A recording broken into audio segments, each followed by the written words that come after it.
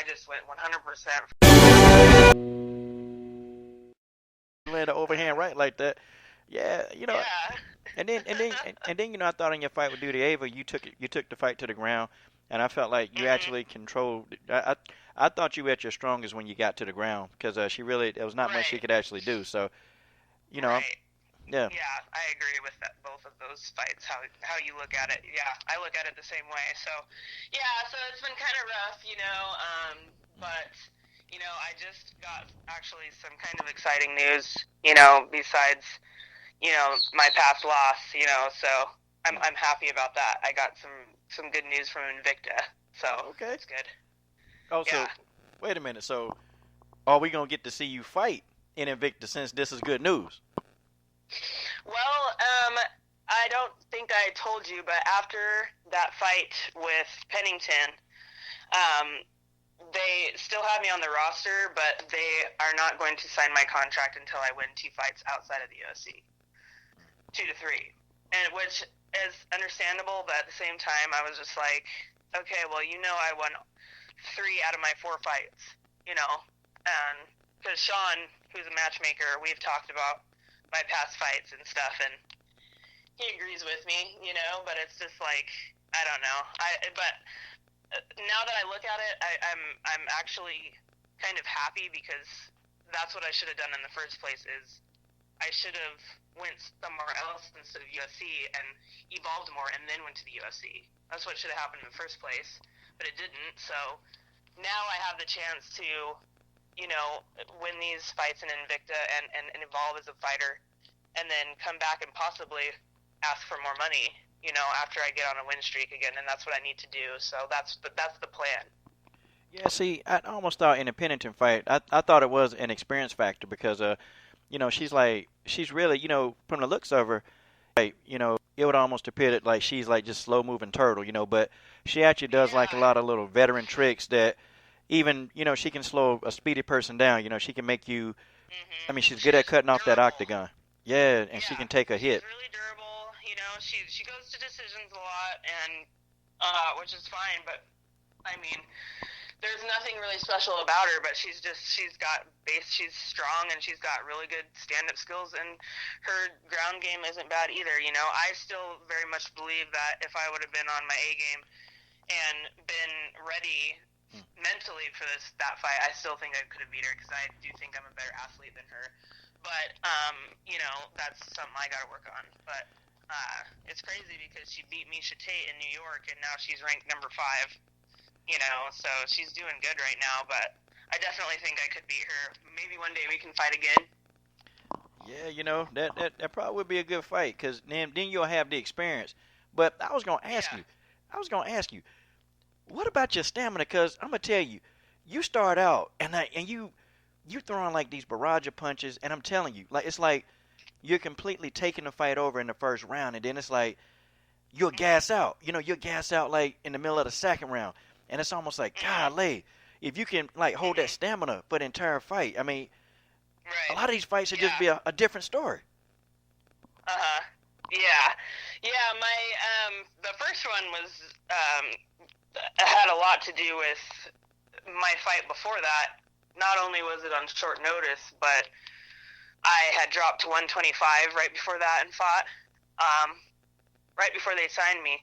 And I had to do it in a really short amount of time. So I won that fight luckily, but I felt really shitty, and I just didn't feel good at all. And then I was trying to get back to my normal weight, and then they call up and they're like, wait, you got to fight at 135. So then I'm cutting again, and I just felt like dog shit in that fight. The Duty Air one was fine. My stamina seemed fine. No, you got robbed in that fight. And then, yeah, I got robbed in that fight. And then when I won against Jessamine Duke, I was dog tired in that one, because I just came out and I was like, I'm not losing, and I just went 100% from the get-go, you know what I mean? So by the time it came third round, I was just dead, So, but my last fight with Pennington, it wasn't as bad. I'm getting a better camp now too. I think I was doing like 5 to 6 hours of training compared to 3 my last few fights before Pennington, so it's just all about like doing a lot more cardio and eating the right things. I think and it's something I've had to learn. Because I'm a pretty explosive fighter. I'm not like this long endurance. So stamina and cardio and things like that have always been a factor for me. Oh, okay. Hey, well, I'm gonna tell you, if you got your man to get that under control, it's gonna be a long night for a lot of people. Cause again, I kind of felt bad at some of the criticism that you were taking, like, and it's like people were not looking at, they weren't looking at that right hand that just kept landing. They wasn't looking at, Right. like the velocity and the actual accuracy of your kicks. They it's almost like people just picked apart the worst things, and I'm like, golly, man, she's still, she's reaching her prime. And you hadn't been in mixed martial arts that long. I'm like, with a few more years to really, like you said, evolve, man. I mean, because you're explosive. If I can get those few things, if I can get the cardio, which it seems like it's slowly but surely I'm starting to get that under control and use my energy the right way, and just being confident in myself, like those two factors, I think would be fine because I know my skill set's there. I mean, I train with some of the best people in the world, Luis and Thiago, and my head coach Rick Little. Like those guys, training with them day in day out. Luis and they're fourth degree black belts under Hicks and Gracie, and they're like 3-time world BJJ champions, like the legit black belt. And I just felt on fire during that camp. And then it came time to fight, and it was just like, whoa, this is weird. Like mentally, it was just like deer in headlights as soon as it happened. It's just like I'm just so pissed off about that fight.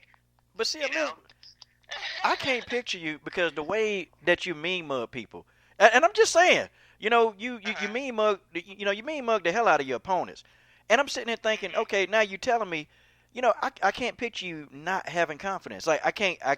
I'm trying to fathom all of that because you've been through all this stuff in life.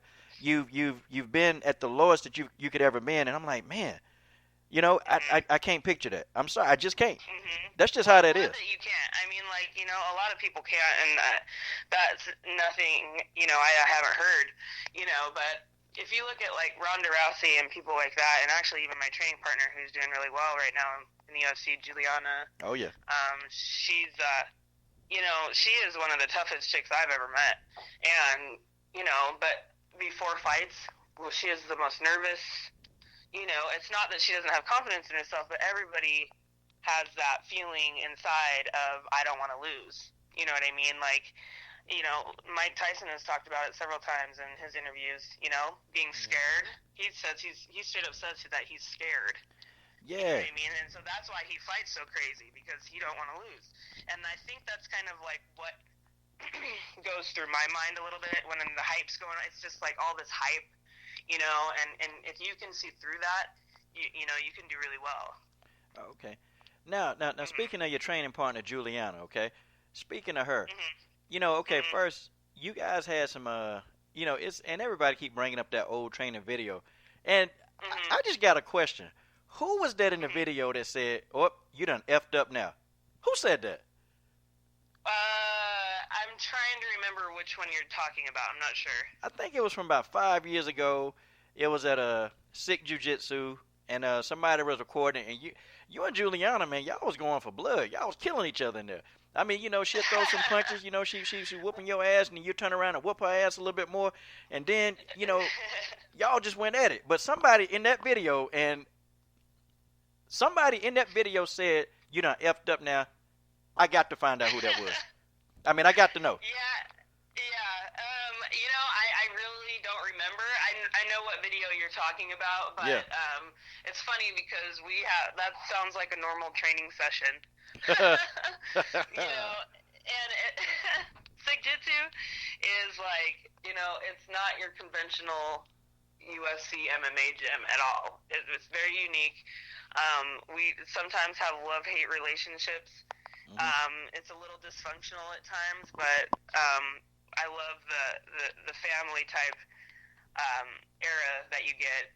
aura that you get, and then you know it's just not the same as like some big huge gym like ATT or something, you know, where people don't even talk to you really. You know, so I kind of like that hole in the wall small gym atmosphere. So now, okay. Go ahead. But as far as like that video goes, yeah. You know, coming into Julia already was a pro by the time I had started, so I had to take a lot of beatings in the gym.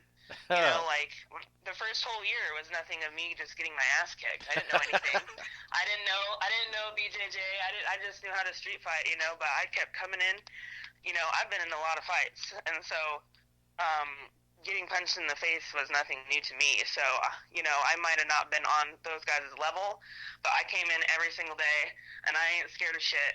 So I was like, let's do this. You know, I loved going in there and getting punched in the face, and that sounds weird, but that's what I needed to do. So, okay, so. So, but I got up there though. I got up there, and I can compete with all of them. You know, so it's awesome. Yeah, I mean, yeah, you took your share in the video I saw. You know, you took a share, but then you gave some back. You know, I mean, it was funny because when I heard somebody say, "Hey, you done effed up now," I'm like, "Oh man, this a fight." They in there fighting. You know what the heck? It's probably Rick being an instigator or something in the background, like trying to be funny commentator or something. You know, but I don't know. But at the end of the day, you know, it was like. My amateur career, I would fight anybody, anywhere, anytime. I didn't care, you know. And so, and I mean, still that way, but I still got to be a little bit, you know, as you go along in like your pro career, you kind of have to take fights. You got to do smart things, you know. But, you know, back when I first started, I was like, I'll fight anyway, you know, anything. So, those were the days. So, question, Elizabeth. So now, okay, with your training partner, who do you think wins the fight between her versus Shevchenko? And I know this probably might be a rhetorical question that I'm asking. You know, honestly, I think that Julianna will prevail and get that victory. You know, and I'm not being biased by all means. Actually, she moved to Chicago to train with Luis and Thiago, so we're no longer at the same gym anymore. And this just recently happened, but I wish nothing but the best for her, and I think that she's going to dominate just for the simple fact that not because this is a classic grappler versus striker, but if she can keep her constant pressure like she always does, she always keeps constant pressure, that's going to be a problem for Shevchenko because, you know, she got taken down by Nunez, who I think doesn't have as good as wrestling as Julie.